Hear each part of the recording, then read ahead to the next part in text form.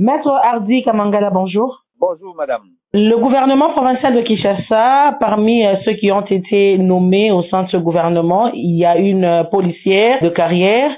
Pensez-vous qu'il y a eu violation de la Constitution? Évidemment, de manière aussi directe, c'est que nous constatons qu'il y a violation expresse de la Constitution, sauf de cas de dérogation ou des exceptions près. Parce que jusque-là, il n'y a aucun document qui atteste qu'il y a eu dérogation, puisque l'élément de police dont il est question est également protégé par la loi et la loi interdit à tout élément de police d'exercer un mandat public, adhérer à un parti politique ou à un regroupement politique ou d'exprimer ses opinions politiques. Et donc, à ce niveau, nommer un officier de police à un mandat public revient à une violation, sauf exception ou dérogation qui doit également être établie par un acte. Et donc, tant qu'il n'y a pas cette exception-là ou cet acte prouvé, nous pensons à ce jour et nous constatons tous avec l'opinion d'ailleurs internationale qu'internationale qu'il y a eu violation de la loi au regard des prévisions de notre Constitution. Peut-être qu'elle a été un élément remarquable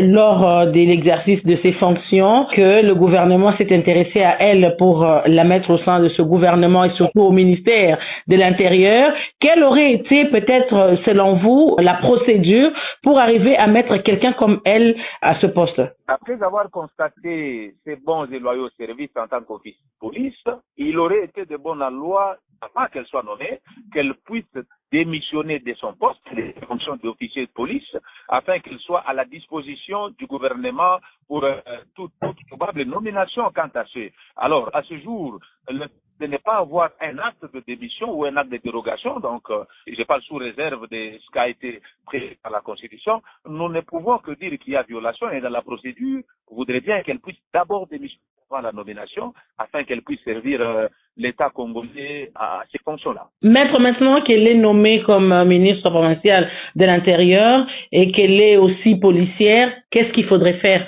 à ce moment? Visiblement, déjà, il y a incompatibilité, ce qui a une fonction qui doit tomber.